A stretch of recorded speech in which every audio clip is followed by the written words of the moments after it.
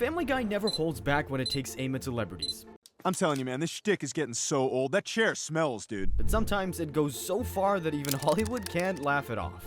We are gonna beat you so bad you'll think you gave Chris Brown an STD. In fact, one Furious star was so burnt he called up Seth MacFarlane and yelled at him for a full hour, all over one very expensive joke. Today we're looking at the celebrities who got absolutely wrecked by Family Guy and their reactions. First on the list is Dan Rather. If you're expecting Family Guy to go easy on certain people, you're watching the wrong show. Even if you think a celebrity has everything going for them, trust Family Guy to find one thing, just one, and throw a dig right at it. Like what they did to news anchor Dan Rather. If you've ever paid attention to the way he speaks, you'll notice he sometimes puts a distinct emphasis on his S's, almost like he's whistling. The rights of civilians to use deadly force. It's just a mild lisp, nothing wild, but the Family Guy writers noticed it, and made sure everyone else noticed it too. In the episode, Petarded, Peter finds out his intelligence is well below average, and thanks to his usual chaos, he ends up putting Lois in the hospital and losing custody of the kids. So Stewie has to stay with Cleveland for a while. While chilling at Cleveland's place, Stewie turns on the TV, and who else is on the news but Dan Rather? Rather starts reading an alliteration where almost every word begins with S, and the poor guy's trying so hard to get through it that steam, it literally blows out of his ear like a teapot. Several of Saddam's southern settlement squatters. Now, Dan Rather hadn't even seen the clip until someone brought it up during an Ask Me Anything on Reddit, but when he finally watched it, he laughed, genuinely said he loved it. Exactly. I love it. Dan Rather took it like a champ. But another celebrity got roasted so badly, he showed up at the Family Guy recording studio in person with a response. Cary Elwes. Now, Cary Elwes isn't exactly an unfamiliar name in Hollywood. He's got a bunch of memorable roles to his name, such as... Yeah, Peter Griffin had that same moment of confusion. In the episode Ratings Guy, Brian heads out to get to the mall, and Peter casually mentions he sent a fan letter to Cary Elwes, but let's just say it didn't read like your typical fan mail. Dear Cary Elwes, I have been meaning to contact you for some time. I have never been able to figure out if you are famous. You were a big deal in one thing, but you were wearing a mask for most of it. Yep, Family Guy really hit him with that, and honestly, kinda hard to defend him here. P.S. You were in Robin Hood, Men in Tights. Did you know that? I mean, how do you forget you were Robin Hood when you literally played Robin Hood? So yeah, Peter's fan letter was really just Family Guy taking a jab at Cary's career. And what did Cary do? Well, Elwes pulled up to the Family Guy office in person with a letter for Peter, which he read out loud in the writer's room. According to MacFarlane, the way he did it was just so epic and classy and hilarious that they knew they've got to bring him on the show for real. Throw them into the ocean as an offering to the gods. It's true that my most famous role required me to wear a mask. Well, Cary was a real good sport about it, and Family Guy did end up giving him some voice roles to do on the show. But if he had all the time to write an immediate response, wasn't it kind of proving Family Guy right? Because, well, what other major show has he even been on since? Okay, I'll leave the roast for the show writers. The next celebrity that got shots thrown at him but he managed to chest it alright was Willem Dafoe. The Green Goblin himself didn't just terrify us as kids, even Stewie apparently grew up with that trauma. This goes down in the episode Lois Kills Stewie. After Lois returns and reveals that Stewie was the one who tried to kill her, Stewie escapes, but not before tying up the entire family and forcing Brian at gunpoint to drive him to CIA headquarters. There, Stewie plans to take over the world, but to get inside the building, he needs a CIA badge, so he decides to create fake credentials and tells Brian to choose a fake name. And what does Brian pick? Willem Dafoe. That's when Stewie randomly confesses he used to have Willem Dafoe living under his bed, just silently crouched under there, smoking a cigarette and waiting for him to fall asleep. You asleep yet? No. Just checking. Creepy parody? Oh, absolutely. They gave him goblin energy and had a little Stewie scared by the encounter. Now, Dafoe had no idea about this gag, mainly because he wasn't really familiar with Family Guy, but when someone finally showed him the clip, he found it a bit weird, but then just laughed and said it was pretty cool. Whether he meant it, or that was just polite Hollywood damage control, we'll never know. But that wasn't even the only time Family Guy took a swing at him. They brought him up again in the season 19 episode Boys and Squirrels. Peter had picked up the habit of playing with a chainsaw and cutting down trees, but not before making woodwork sculptures out of them. And in his experiments, he decided to carve out Willem Dafoe for a very specific reason. The statue looked cool, but the logic, questionable. And to make it worse, Joe follows it up by absolutely butchering the pronunciation of his name. I just love William Dafoe. It's not William, it's Willem. Yeah, that's what I said, William. He was in Spider-Man with Kirsten Dunst. Kirsten Dunst. But this was pretty tame compared to the next celebrity Family Guy went all out on, Jonathan Lipnicki. It's not unusual for every former child star to go through an awkward stage, but sometimes it goes way beyond awkward. In the episode Welcome Back Carter, Carter Pewterschmidt is caught having an affair, and who else but Peter walks in on him. The guys then advise Peter to use the situation to his advantage and get Carter to do him some favors. Yeah, the B word. At first it works, but Peter being Peter, he ends up spilling the news to Barbara. As a result, Carter gets kicked out of the house. He's lonely and depressed. Peter tries to get him back into the dating scene, but that flops too. Carter realizes he just wants his wife back. And that's when Family Guy fired a missile straight at Jonathan Lipnicki, because Peter Griffin had the perfect idea on how Carter could win Barbara over. At first, it sounds like it's about to be a compliment until Peter starts screaming in horror. Oh! We gotta get you to the hospital! You're hideous! Apparently, Jonathan Lipnicki was no longer cute. Not even close. And the reason for all that screaming, the once adorable Jerry Maguire kid had mutated into, well, this. Yeah, I wouldn't wish that on my worst enemy. Some of Lipnicki's fans felt Family Guy went too far, but the real Lipnicki tweeted, it was all in good fun, and mentioned that he had done voice work for the show. When TMZ asked him about the gag, he said it was an honor, then flexed his abs on camera just to prove to everyone that he wasn't hideous and was, in fact, in great shape. You know, they're great guys, so I don't take it personally. I think it's funny, and I'm honored to be made fun of on that show. He might have played it cool, but let's be honest, he's not the only one to do that when the joke cuts a little too deep. Much like the case with this next celebrity, who later got in on the joke, Marlee Matlin. Marlee Matlin is an Oscar winner, a groundbreaking actress, and a major icon in the deaf community, which of course means absolutely nothing to Family Guy when it's time to make a joke. She's been parodied multiple times on the show, and let's just say they didn't hold back. In the episode Airport 07, Quagmire gets fired from his job as a pilot because Peter, in all his genius, siphons jet fuel from Quagmire's plane into his pickup truck. This causes Quagmire to crash mid-flight and lose everything. Now broken homeless, Peter lets him crash at the Griffin house. And in classic Family Guy cutaway fashion, Stewie randomly remembers the time he had to live with Marlee Matlin, and it was a nightmare. In the scene, Matlin casually walks past Stewie and lets out a loud fart, then just keeps walking like nothing happened. Stewie naturally reacts the only way he knows how, horrified and completely violated. Hi, Stewie! Oh, come on, Marlee. I know you can't hear them, but you gotta feel those things slapping out of there. But it doesn't stop there. In another episode, Matlin tries to book movie tickets over the phone, and it quickly turns into total chaos. The gag stretches long enough for it to get really awkward, just the way Family Guy likes it. And here's the wild part. It wasn't even Marlee voicing herself. It was Alex Borstein doing the impression. According to Family Guy, Matlin's agent actually contacted them after the fact, asking why they didn't cast the real Marlee. So when Seth and Alex's almost live comedy show aired, Matlin confronted Borstein on stage. She jokingly called her out, then clapped back at Alex Borstein. But when asked about the parody, Matlin said, "The day we censor humor is a sad one. Lighten up, people." Sure, she played it cool in public, but come on guys, if you're out here teaching dirty sign language on live TV and calling your agent mid-fart joke, you're probably not totally fine with it. Family Guy gave her a role afterward, voicing Stella, and it just had to be another awkward one. If you have any questions, feel free to ask. Yeah, actually I do. Are your other senses better on account of you can't hear? Like, can you smell my farts before they even come out? If Peter's asking a silly question like this, it's in your best interest to probably just ignore him.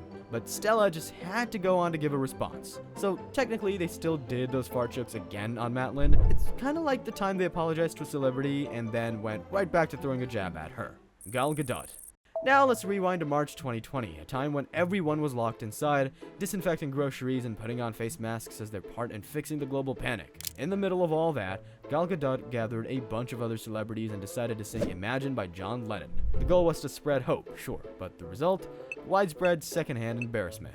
Yeah, right in the comments you can see that everyone agreed it was cringe. The video was supposed to uplift humanity, instead it uplifted no one and got dragged harder than any virus meme at the time. Family Guy also decided to comment on this in its COVID vaccine PSA clip, and so Stewie, trying to convince people to get the shot, delivers this warning. Gal Gadot singing Imagine. We cannot let that happen. Yeah, that was the threat. Gal learned about this and she reposted the Family Guy clip on Twitter and wrote, "I promise I'll never do that again if you get vaccinated." Family Guy's official account responded with, "Since you're vaccinated, we forgive you." But that wasn't the only time Family Guy would bring up Gal Gadot's goof. Hey guys, you know, this virus of hate has infected my entire world. And I saw this video of this Italian guy playing the trumpet on his balcony. And there was something so powerful and pure about this video. And it goes like this. Mr. Lover Lover. Mr. Lover Lover. They still made it very clear. If you traumatize the internet with cringe singing during a global crisis, you're never living it down. That Imagine video is burned into history, and they made sure no one ever forgets who started it. And speaking of unforgettable moments, the next celebrity didn't just get mocked, they got absolutely dismantled. Jimmy Fallon. Jimmy Fallon's been around almost as long as Family Guy, and the show has taken plenty of shots at him along the way. Back in 2005, in the episode Don't Make Me Over, Meg gets a full makeover and suddenly finds herself swimming in fame and attention she's definitely not used to. This catches the eye of Jimmy Fallon, who invites her to his studio. Meg, of course, misreads the situation and assumes Jimmy's into her. They share what she thinks is an intimate moment, only for her to realize he just used her as a setup for a sketch. Being with you just made me feel so alive. From New York, it's Saturday night! It's Saturday Night Live! Oh my God! Heartbroken, Meg runs home and tells her parents. Peter, furious, storms the Saturday Night Live set and beats up Fallon, though he clearly got the reason wrong while throwing punches. And, Hey, Fallon, say good night, you bum! And this is for laughing and looking at the camera during every sketch you've ever been in. What do you think you are, Carol Burnett? You think because she did it, it's okay for you? You haven't earned what she's earned, buddy. All right, now where's the guy who slept with my daughter? Years later, when Fallon became host of The Tonight Show, Family Guy took aim at his squeaky clean, overly corporate image. After a failed attempt at making a viral video, Peter says they should have just gotten Fallon to do literally anything. Can't believe we couldn't come up with a viral video. We should have just gotten Jimmy Fallon to do any lame thing. So yeah, they're not exactly fans of his hosting. But here's the funny part. Jimmy Fallon once hosted Seth MacFarlane on The Tonight Show and laughed along with the audience as Seth did impressions of Family Guy characters. I'm gonna start by shoplifting from Wetzel's Pretzels. Wetzel's Pretzels. I'm gonna shoplift from Wetzel's Pretzels, because, like, what are they gonna do? Like, jump over the counter and kill me for a pretzel? No. You don't have the guts to kill me, Wetzel's Pretzels. Oh my God. All right, how about What Jimmy didn't bring up, though, was the many parodies Family Guy has done of him over the years. Maybe getting roasted on the show was bad enough. A live roast? That probably would have finished him. However, Fallon is not the only show host that Family Guy has gone after. Today hosts. Some people deal with being made fun of by pretending it's a compliment. At least that's what the third hour Today hosts told themselves. In the episode Mr. Act, Peter gets Lois a Valentine's Day gift, a Peddleton.